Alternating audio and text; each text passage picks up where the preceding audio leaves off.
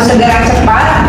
MOU kita sepakati insya Allah 19 Mei dan besoknya 20 Mei adalah Hari Kebangkitan Nasional, ditandai dengan MOU untuk normalisasi Kali Bekasi. Assalamualaikum warahmatullahi wabarakatuh. Bismillah, alhamdulillah, wassalatu wassalamu ala rasulillah, amma ba'du. Di video kali ini kita akan membahas tentang rapat yang diselenggarakan oleh Wali Kota Bekasi yang membahas tentang normalisasi Kali Bekasi. Nah, di dalam rapat itu hadir pula salah satu anggota DPR RI dari Komisi 6, yakni Ibu Rieke Diah Pitaloka.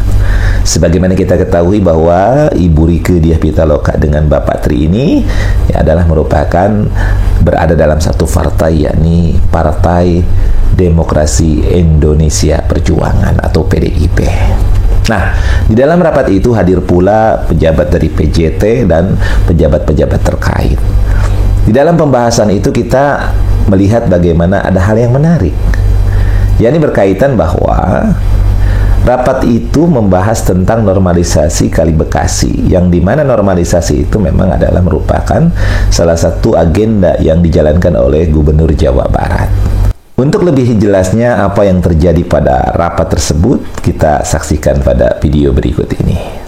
Banjir-banjir lokal kita ini relatif lebih banyak karena memang sedimentasi dari saluran-saluran pengairan yang memang dulunya untuk mengairi sawah. Nah, hari ini memang akhirnya agak berubah fungsi menjadi saluran pembuang gitu ya. Walaupun di beberapa lokasi tetap menjadi air baku buat PDAM. Nah, oleh karena itu nanti mungkin kolaborasi juga dengan PDAM, dengan PJT, ya kita berbagi lah. Ya, saya tidak pernah mau menyalahkan dan siapa yang bertanggung jawab, tapi saya selalu mencari solusi. Itu kita kerja bareng, gotong royong, kita bahu-membahu tentu dengan sesuai dengan kemampuan yang kita miliki. Terkait mana wilayah das yang barang milik negara atau tanah negara, jadi nggak sepotong-sepotong Pak informasinya, langsung diakumulasi data gitu. Lalu kemudian yang kedua adalah tadi segera ada MOU antara barangkali 3 pihak di sini, BWWS Ciliwung Cisadane, begitu, berarti di bawah Dirjen SDA Kementerian PU. Kemudian pihak berikutnya adalah Pemda Kota Bekasi dan pihak selanjutnya adalah PJT 2. Saya mohon kepastian kira-kira estimasi waktunya kapan nih? Minggu depan bisa? Hari tanggal 19 kita ada MOU di Purwakarta. Nah, apakah mau lanjut langsung MOU di sini? Saya kira biar 1 hari langsung dikontak dari Dirjen SDA-nya, insya Allah akan membantu karena betul sekali ini sudah menjadi proyek strategis nasional. Dari nasional, dari provinsi, dukungan sudah cukup besar. Tadi saya mendapat informasi sudah ada 4,1 triliun dari APBN, ya, 4,1 triliun dari APBN. Ternyata ini bukan persoalan duit, duit ada, tetap nggak bisa terjadi ya untuk normalisasi Kali Bekasi khususnya. Oleh karena itu, saya kira ini harus segera cepat. MOU kita sepakati insya Allah 19 Mei dan besoknya 20 Mei adalah Hari Kebangkitan Nasional, ditandai dengan MOU untuk normalisasi Kali Bekasi. Kemudian catatan yang terakhir adalah saluran irigasi yang sebetulnya itu masih sangat berguna untuk pengendalian banjir dan sumber bahan baku untuk khususnya PDAM ya. Jadi sangat dibutuhkan sehingga setidaknya ini mohon juga nanti masuk ke dalam MOU, yaitu kontribusi dari PJT terkait alat berat untuk normalisasi saluran irigasi yang terjadi sedimentasi dengan prioritas adalah di Bekasi Utara meliputi Teluk Pucung dan Medan Satria. Ya, betul Pak? Betul. Itu prioritas kita yang pertama. Mohon bantuannya, mohon dukungannya. PJT ini adalah mitra Komisi 6 dan saya bertugas di Komisi 6 sudah 3 periode Pak Wali Kota, dan saya berharap kita bisa bersinergi, kolaborasi, sinergi untuk negeri. Jadi kita duduk bersama untuk kerja nyata, ya, kerja nyata yang akan kita ekspos di seluruh channel media sosial. Pak Wali Kota keren sekali, nggak apa-apa menurut saya, konten itu perlu, ya Pak. Ini justru yang saya tekankan ke teman-teman BUMN. Konten pencitraan tapi berbasis kinerja nyata itu perlu. Setidaknya menstimulasi dan juga menjadi warning bagi pihak-pihak yang bermain. Ya, khususnya dalam kasus ini ada beberapa tanah negara yang kemudian diklaim jumlahnya tidak kecil, ada yang 1,4 hektar, ada yang 3 hektar. Lah kok enak banget gitu ya. Dan tentu saja ini menjadi perjalanan yang tidak mudah, tapi mari kita mulai. Kita sepakati sekali lagi dengan poin-poin penting tadi. Seluruh jajaran Pemkot Kota Bekasi, saya kira satu komando di bawah wali kotanya ini, ya. Yang lalu biarlah berlalu. Mungkin ada yang lupa-lupa tadi, ya, namanya manusia. Tapi mari kita perbaiki mulai hari ini. Apapun yang kita putuskan sore hari ini tidak akan memberikan manfaat, tidak akan kemudian berimplikasi pada tanggal 19 kalau kita tidak semua mempersiapkan diri. Nanti Pak Direktur dengan teman-teman dari pemerintah Kota Bekasi, kita sama-sama ya untuk cari waktu ya agar kalau bisa besok langsung bergerak terkait dengan bukti-bukti MUI yang akan kita terapkan. Yang paling penting adalah eksekusinya, ya, bukan karena rapat-rapatnya. Jadi rapat hari ini selesai, ya, kita 2 kali rapat, berarti hanya kemarin sekali non formal, hari ini kita formalkan, 19 sudah MUI buatkan kegiatannya, dan saya kira pada saat itu harus ada ekspos, ya, seperti yang disampaikan Bu yang terhormat, ya, bahwa tetap pentingnya kita juga harus melakukan exposure, ya, agar masyarakat yang berada di sepanjang kali Bekasi hari ini mereka juga siap bahwa mereka hari ini memang menempati lahan tanah yang bukan miliknya. Yang paling penting itu pesan itu harus sampai, sehingga nanti pada saat proses eksekusi, pada saat nanti dinas tata ruang untuk mulai melakukan peringatan 1, 2, dan 3. Jadi kita pastikan minimal bulan depan harusnya sudah bisa kita lakukan pembangunan yang ada di Kali Bekasi. Dan saya kira itu tadi instruksi Pak. Ya. Cakep kalau kemudian pas MOU itu di lapangan sambil PJT meminjamkan alat itu tadi.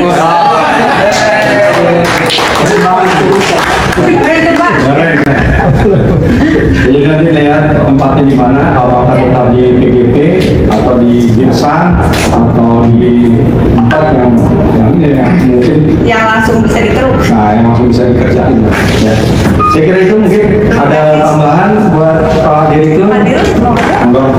Dari video tadi kita bisa melihat bagaimana Ibu Rike dan juga Bapak Tri Adianto bersinergi, dan juga beberapa pejabat dari PJT dan juga beberapa pejabat lainnya bersinergi untuk kemudian bersama-sama melakukan MOU, yakni dalam rangka menormalisasi Kali Bekasi yang anggarannya pun sudah ada, baik dari anggaran pemerintah pusat, daerah maupun dari wilayah itu sendiri, dari Kota Bekasi itu sendiri.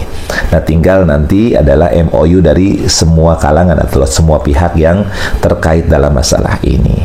Nah, hal yang menarik adalah bagaimana kekompakan itu terlihat antara Bapak Tri dengan Ibu Rike, yang memang kita ketahui bahwa keduanya ini berada dalam satu partai, yakni Partai Demokrasi Indonesia Perjuangan. Dan keduanya kompak untuk mendukung program normalisasi Kali Bekasi yang merupakan program juga Gubernur Jawa Barat Kang Deddy Mulyadi. Maka simpelnya Bapak Tri dan Ibu Diah itu mendukung program Kang Deddy Mulyadi. Ada hal yang menarik sebenarnya yang ingin dibahas di sini adalah bahwa pada hari kemarin itu DPRD dari fraksi PDIP itu melakukan walkout ketika akan melaksanakan rapat paripurna dalam rangka untuk mendengarkan keluhan-keluhan terbaru dari masyarakat dan apa sih sebenarnya permasalahan yang terjadi di Jawa Barat. Tetapi kemudian fraksi PDIP itu walkout dari sidang paripurna itu dengan alasan mereka tidak akan melakukan rapat paripurna membahas tentang apapun kecuali kalau Kang Deddy Mulyadi sudah mengklarifikasi, dihadirkan di DPR dan mengklarifikasi atas ucapan-ucapan beliau, ucapan-ucapan Kang Deddy Mulyadi berkaitan dengan hal yang dianggap menyinggung DPRD Jawa Barat. Ini berkaitan tentang bagaimana gerakan-gerakan pembongkaran dan lain sebagainya yang beliau ini langsung melakukan tanpa kemudian berkoordinasi secara langsung dengan DPRD. Jadi dalam hal ini DPRD merasa tidak diajak-ajak katanya. Kang Deddy Mulyadi ini gubernur ini kok tidak merasa perlu dengan adanya DPRD. Nah itu, kenapa tidak ngajak-ngajak pembongkaran? Maka Kang Deddy Mulyadi kemarin itu dalam musrembang itu menjelaskan bahwa kalau seandainya melakukan koordinasi dengan DPRD dulu, maka konstituennya kan ada berbagai macam partai ya di daerah itu, tentu akan lama, tidak akan ada progres yang cepat karena kita butuh gerak cepat, gercep, sebagaimana Bapak Prabowo itu kan gercep, gerakan cepat. Jadi ini yang kemudian dikatakan sambil bercanda bahwa apapun yang dilakukan itu Kang Deddy Mulyadi ingin bahwa dalam candaannya bahwa ketika ada masyarakat kemudian protes, maka tentu DPRD ini akan bersih. Karena ketika konstituennya menanya kenapa kok bangunan saya dibongkar, maka cukup jawab gubernurnya yang salah. Nah ini kan kalimat-kalimat candaan. Tapi kalimat-kalimat itu kemudian dianggap sebagai yang serius, menganggap bahwa Kang Deddy Mulyadi tidak menganggap keberadaan DPRD. Padahal partai fraksi yang lain diam-diam aja. Padahal fraksi-fraksi yang lain malah mengaminkan apa yang dilakukan oleh Kang Deddy Mulyadi. Nah inilah yang kelihatan jomplang permasalahan ini. Ada tokoh dari PDIP diantaranya Bapak Tri dan juga Ibu Rieke Diah Pitaloka itu luar biasa, objektif ya, pro rakyat, bukan lagi menjadi pro terhadap partai yang mengusungnya atau terhadap orang-orang yang satu partai bagi kedua orang ini. Jadi ini yang harus dilakukan. Partai itu kan kendaraan. Kita ini kan mengabdi untuk rakyat, bukan untuk mengabdi kepada partai. Jadi kalau dikatakan sebagai bahwa partai yang lebih utama dibandingkan masyarakat atau rakyat, ini salah kaprah. Karena keberadaan partai itu adalah sebagai kendaraan yang dipakai ketika dibutuhkan dalam langkah kontestasi. Ya kalau bahasa simpelnya begini, kita punya mobil. Nah ketika kita mau pergi kondangan, kita pakai mobil itu.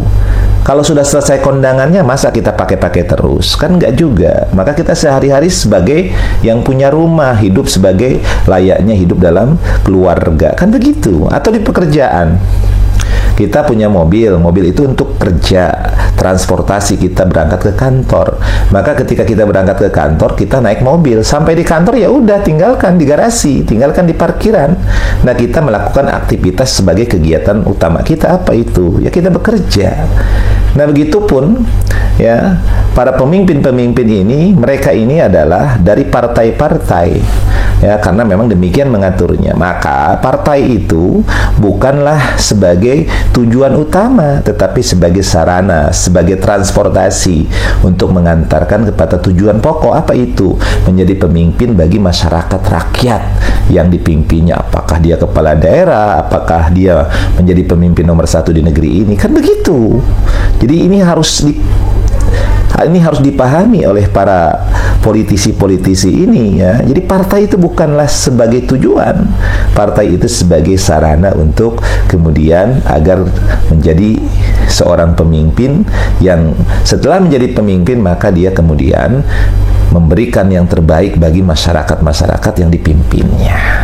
Nah, mudah-mudahan saja banyak Rieke Diah Pitaloka dan Tri Adianto yang lainnya lintas partai dari partai apapun, maka demi kepentingan masyarakatnya, sementara ini tanggalkan dululah baju kepartaiannya. Sekarang kenakanlah baju sebagai posisinya apa sekarang ini.